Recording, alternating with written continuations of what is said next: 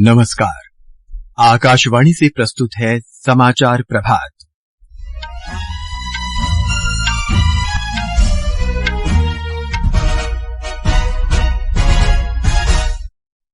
प्रधानमंत्री नरेंद्र मोदी आज झारखंड में 83,000 करोड़ रुपए से अधिक की कई विकास परियोजनाओं का शुभारंभ करेंगे। कृतज्ञ राष्ट्र आज राष्ट्रपिता महात्मा गांधी और पूर्व प्रधानमंत्री लाल बहादुर शास्त्री को उनकी जयंती पर श्रद्धांजलि अर्पित कर रहा है।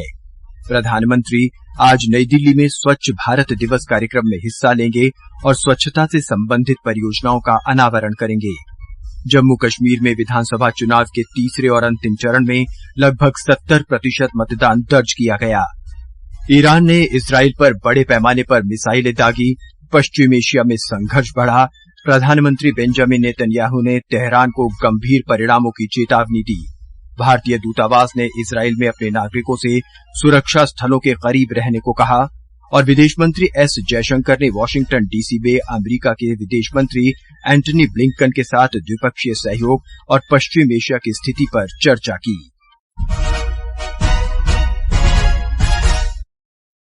समाचार प्रभात के साथ मैं नवीन सक्सेना। प्रधानमंत्री नरेंद्र मोदी आज झारखंड के एक दिन के दौरे पर रहेंगे। प्रधानमंत्री हजारीबाग में 83,300 करोड़ रुपए लागत की विभिन्न परियोजनाओं का शुभारंभ, लोकार्पण और शिलान्यास करेंगे। हमारे संवाददाता ने बताया है कि इन परियोजनाओं में 79,150 करोड़ रुपए की लागत से धरती आबा जनजातीय ग्राम उत्कर्ष अभियान और प्रधानमंत्री जनजाति आदिवासी न्याय महाअभियान पीएम जनमन के अंतर्गत विभिन्न परियोजनाएं शामिल हैं। धरती आबा जनजातीय उत्कर्ष अभियान का मुख्य उद्देश्य आदिवासी परिवारों और गांव की सामाजिक और आर्थिक स्थिति में सुधार लाना है। इसके अंतर्गत जनजातीय इलाकों में आधारभूत संरचना का भी निर्माण किया जाएगा। इन गांवों के 5 करोड़ से अधिक जनजातीय लोगों को इस योजना का लाभ मिलेगा। प्रधानमंत्री नरेंद्र मोदी 40 एकलव्य स्कूलों का उद्घाटन और 25 एकलव्य स्कूलों की आधारशिला रखेंगे। प्रधानमंत्री कार्यक्रम के दौरान जनजातीय समूह के प्रतिनिधियों से मुलाकात करेंगे और उनकी समस्या सुनेंगे। आकाशवाणी समाचार के लिए हजारीबाग से कृष्ण कुमार लाल। कृतज्ञ राष्ट्र आज राष्ट्रपिता महात्मा गांधी को उनकी 155वीं जयंती पर श्रद्धांजलि अर्पित कर रहा है।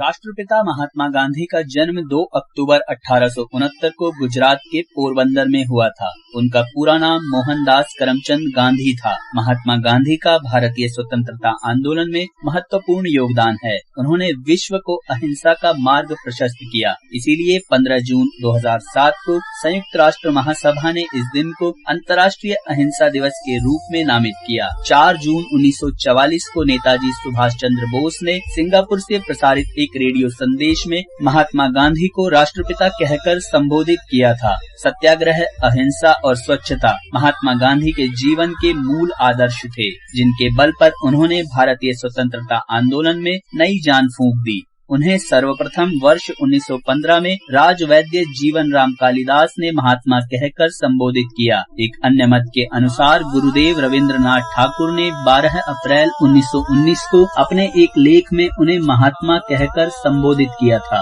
महात्मा गांधी को सम्मान पूर्वक बापू कहकर भी संबोधित किया जाता है। महात्मा गांधी के जन आंदोलनों ने भारतीय स्वतंत्रता आंदोलन को एक नई दिशा प्रदान की। इनमें चंपारण आंदोलन, खेड़ा आंदोलन, असहयोग आंदोलन, भारत छोड़ो आंदोलन, सविनय अवज्ञा आंदोलन आदि प्रमुख हैं। महात्मा गांधी ने परंपरागत भारतीय पोशाक धोती व सूत से बनी शॉल पहनते हुए भारतीय हथकरघा उद्योग को एक नई पहचान दी। 30 जनवरी 1948 को नई दिल्ली के बिरला हाउस में राष्ट्रपिता महात्मा गांधी की हत्या कर दी गई थी।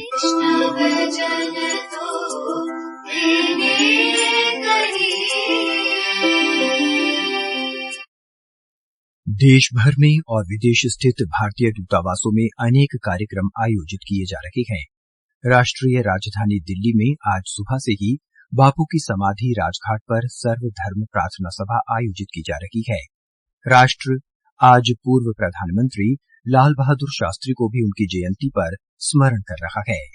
राष्ट्रपति द्रौपदी मुर्मू ने महात्मा गांधी को उनकी जयंती पर श्रद्धांजलि अर्पित करते हुए लोगों से कहा कि वो देश और समाज के विकास को निरंतर आगे बढ़ाने के लिए प्रयासरत रहें। उपराष्ट्रपति जगदीप धनखड़ ने भी राजघाट पर महात्मा गांधी को श्रद्धांजलि अर्पित की। प्रधानमंत्री नरेंद्र मोदी ने आज महात्मा गांधी की जयंती पर श्रद्धांजलि अर्पित की। एक सोशल मीडिया पोस्ट में श्री मोदी ने कहा कि सत्य, एकता और समानता पर आधारित बापू का जीवन और आदर्श देशवासियों को सदा प्रेरित करते रहेंगे। प्रधानमंत्री ने पूर्व प्रधानमंत्री लाल बहादुर शास्त्री को उनकी 120वीं जयंती पर भी श्रद्धांजलि अर्पित की। उन्होंने कहा कि लाल बहादुर शास्त्री ने अपना जीवन जवानों, किसानों और देश के आत्मसम्मान के लिए समर्पित किया।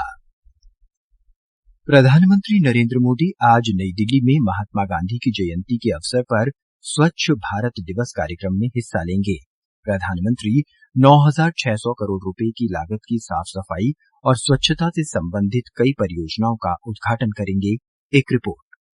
स्वच्छ भारत दिवस कार्यक्रम में भारत की पिछली एक दशक की स्वच्छता उपलब्धियों और हाल ही में संपन्न स्वच्छता ही सेवा अभियान की उपलब्धियों को प्रदर्शित किया जाएगा। यह इस दिशा में राष्ट्रीय प्रयास के अगले चरण के लिए मंच भी तैयार करेगा। स्वच्छता ही सेवा 2024 की थीम स्वभाव स्वच्छता, संस्कार स्वच्छता ने एक बार फिर देश को स्वच्छता, स्वास्थ्य और पर्यावरण के प्रति अपनी प्रतिबद्धता में एकजुट किया है। स्वच्छता ही सेवा 2024 के अंतर्गत 17 करोड़ से अधिक लोगों की सार्वजनिक भागीदारी के साथ 19 लाख से अधिक कार्यक्रम पूरे किए गए हैं। इसके अलावा एक पेड़ माँ के नाम अभियान के अंतर्गत 45 लाख से अधिक पेड़ लगाए गए हैं। अनुपम मिश्र, आकाशवाणी समाचार, दिल्ली।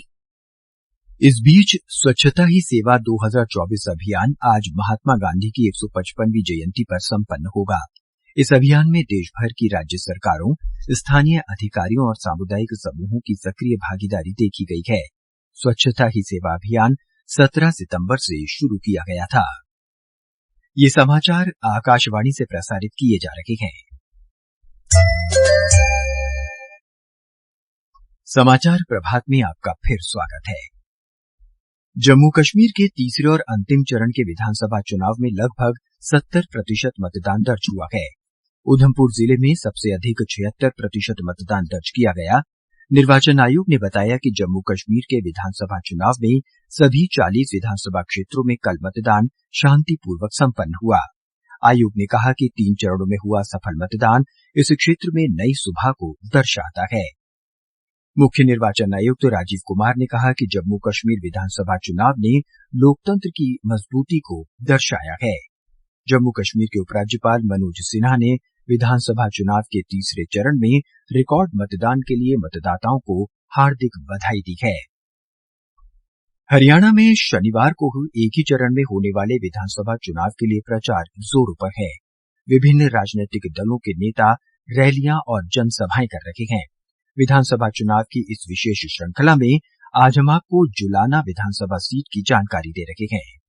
इस बार जुलाना विधानसभा सीट से महिला पहलवान विनेश फोगाट कांग्रेस के टिकट पर चुनाव लड़ रही है। आम आदमी पार्टी के प्रत्याशी कविता जलाल भी पहलवान है। बीजेपी ने युवा चेहरे कैप्टन योगेश वैरागी को मैदान में उतारा है। साल 2019 के विधानसभा चुनाव में इस सीट से जननायक जनता पार्टी के अमरजीत ढांडा को जीत मिली थी। जननायक जनता पार्टी ने एक बार फिर अमरजीत को टिकट दिया है। इंडियन नेशनल लोकदल के सुरेंद्र सिंह लाठर INLD BSP गठबंधन के उम्मीदवार के तौर पर मैदान में हैं। जुलाना हल्के में मतदान के लिए इस बार 200 मतदान केंद्र बनाए गए हैं, जहां 1,84,665 मतदाता अपने मताधिकार का प्रयोग करेंगे। अश्विनी कुमार शर्मा, आकाशवाणी समाचार, चंडीगढ़। केंद्र ने बाढ़ प्रभावित 14 राज्यों के लिए 5,850 करोड़ रुपए का राहत कोष जारी किया है। महाराष्ट्र को 1,492 करोड़, आंध्र प्रदेश को 1,000 करोड़, गुजरात को 600 करोड़ और तेलंगाना को लगभग 417 करोड़ रुपए मिले हैं। एक रिपोर्ट। इस वर्ष दक्षिण पश्चिम मानसून के दौरान ये राज्य अत्यधिक तेज बारिश, बाढ़ और भूस्खलन से प्रभावित हुए थे। गृह मंत्रालय ने कहा कि नुकसान का मूल्यांकन करने के लिए इस टीम को जल्द ही बिहार और पश्चिम बंगाल भेजा जाएगा। मंत्रालय ने बताया कि मूल्यांकन रिपोर्ट के बाद राष्ट्रीय आपदा मोचन बल से अतिरिक्त वित्तीय सहायता की स्वीकृति आपदा प्रभावित राज्यों के लिए दी जाएगी। गृह मंत्री अमित शाह ने सोशल मीडिया पोस्ट में कहा कि सरकार लोगों की कठिनाइयों को कम करने के लिए प्रभावित राज्यों के साथ है। उन्होंने कहा कि इस वर्ष वर्ष 21 राज्यों के लिए 14,900 करोड़ रुपए से अधिक धनराशि पहले ही जारी की जा चुकी है। समाचार कक्ष से जया भारती। ईरान ने कल रात इजराइल पर हमला करते हुए करीब 200 मिसाइलें दागी। ईरान की इस कार्रवाई से भयभीत होकर लोग बम बचाव स्थलों पर चले गए और क्षेत्र में चौतरफा युद्ध की आशंका बढ़ गई। ईरान ने दावा किया है कि ये हमले हाल ही में हिजबुल्लाह और हमास के वरिष्ठ सदस्यों की हत्या का बदला लेने के रूप में किए गए हैं। इजराइल के आर्मी रेडियो के अनुसार करीब 180 मिसाइलें दागी गई थी, जिनमें से अधिकतर को बीच में ही रोक दिया गया। एक रिपोर्ट। इजराइल के प्रधानमंत्री बेन्यामिन नेतन्याहू ने तेहरान को चेतावनी देते हुए कहा है कि उन्होंने बहुत बड़ी गलती की है और उन्हें इसके गंभीर परिणाम भुगतने पड़ेंगे। इजराइल के रक्षा मंत्री योव गैलेंट ने कहा है कि ईरान ने पिछले साल से कोई सबक नहीं सीखा। इजरायली सेना के प्रवक्ता डैनियल हगारी ने कहा कि कल रात हुए हमलों में किसी के हताहत होने की सूचना नहीं है और इजराइल के हवाई क्षेत्र पूरी तरह सुरक्षित है। उन्होंने कहा कि इजरायली वायुसेना मध्य पूर्व में शक्तिशाली हमला करेगी। अमेरिकी राष्ट्रपति जो बाइडेन ने इजराइल को समर्थन देने का आश्वासन दिया है और साथ ही ईरान को इस हमले के लिए गंभीर परिणाम भुगतने की चेतावनी दी है। समाचार कक्ष से मनोज। संयुक्त राष्ट्र और यूरोपीय संघ ने युद्ध विराम की आवश्यकता दोहराई है। इस मुद्दे पर आज संयुक्त राष्ट्र सुरक्षा परिषद की बैठक प्रस्तावित है। इस बीच एक अन्य घटनाक्रम में कल रात तेल अवीव में एक आतंकवादी हमले में कम से कम 6 लोग मारे गए और 9 अन्य घायल हो गए। पश्चिम एशिया की स्थिति को देखते हुए तेल अवीव स्थित भारतीय दूतावास भारतीय नागरिकों को सलाह दे रहा है कि वो सतर्क रहें और स्थानीय अधिकारियों के निर्देशों के अनुसार सुरक्षा नियमों का पालन करें। दूतावास ने उनसे अनुरोध किया है कि वो सावधान रहें और देश के भीतर अनावश्यक यात्रा से बचें। उनसे कहा गया है कि वो सुरक्षा स्थलों के करीब रहें। किसी भी आपात स्थिति में भारतीय नागरिक दूतावास की दिन रात तथा 7 दिन काम करने वाली हेल्पलाइन से संपर्क कर सकते हैं। इसका नंबर है 972-5475-20-711 और 972-5432-78392।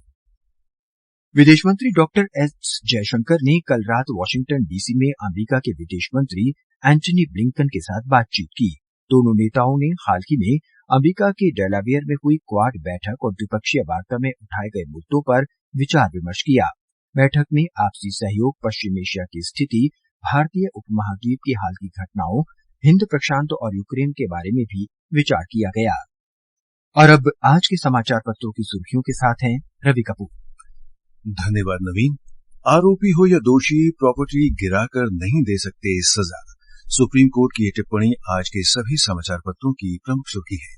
जनसत्ता ने सुप्रीम कोर्ट के हवाले से अपने पहले पन्ने पर लिखा है, सार्वजनिक स्थानों पर गैर कानूनी निर्माण मंजूर नहीं। शीर्ष अदालत ने फैसला सुरक्षित रखते हुए कहा, देश भर के लिए दिशा निर्देश आएंगे। पंजाब केसरी, दैनिक जागरण और हिंदुस्तान सहित कई अखबारों ने सुप्रीम कोर्ट की इस टिप्पणी को भी अपने पहले पन्ने पर प्रकाशित किया है। मंदिर हो या मजार, सड़क पर है तो हटाना ही होगा। जम्मू कश्मीर में अंतिम चरण में भारी मतदान को अखबारों ने अपनी पहली खबर बनाया है। जनसत्ता लिखता है 68.72% मतदान। वहीं पंजाब केसरी ने पहले पन्ने के बॉटम पर दिया है, मतदान की प्रक्रिया पूरी, उधमपुर में सबसे ज्यादा मतदान। ईरान द्वारा इजराइल पर किए गए हमले को भी समाचार पत्रों ने चित्र के साथ प्रकाशित किया है। हिंदुस्तान लिखता है, ईरान का इजराइल पर बड़ा हमला, कल रात सैकड़ों मिसाइलें दागी, इजराइल बोला जवाब देंगे। कानपुर टेस्ट में भारत की बांग्लादेश पर 7 विकेट से हुई जीत को भी समाचार पत्रों ने सचित्र प्रकाशित किया है। धन्यवाद रवि। और अंत में मुख्य समाचार एक बार फिर। प्रधानमंत्री नरेंद्र मोदी आज झारखंड में 83,000 करोड़ रुपए से अधिक की कई विकास परियोजनाओं का शुभारंभ करेंगे। कृतज्ञ राष्ट्र आज राष्ट्रपिता महात्मा गांधी और पूर्व प्रधानमंत्री लाल बहादुर शास्त्री को उनकी जयंती पर श्रद्धांजलि अर्पित कर रहा है।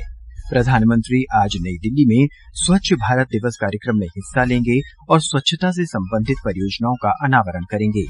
जम्मू कश्मीर में विधानसभा चुनाव के तीसरे और अंतिम चरण में लगभग 70% मतदान दर्ज किया गया। ईरान ने इजराइल पर बड़े पैमाने पर मिसाइलें दागी, पश्चिम एशिया में संघर्ष बढ़ा। प्रधानमंत्री बेंजामिन नेतन्याहू ने तेहरान को गंभीर परिणामों की चेतावनी दी और भारतीय दूतावास ने इजराइल में अपने नागरिकों से सुरक्षा स्थलों के करीब रहने को कहा। इसके साथ ही समाचार प्रभात का ये अंक समाप्त हुआ। नमस्कार।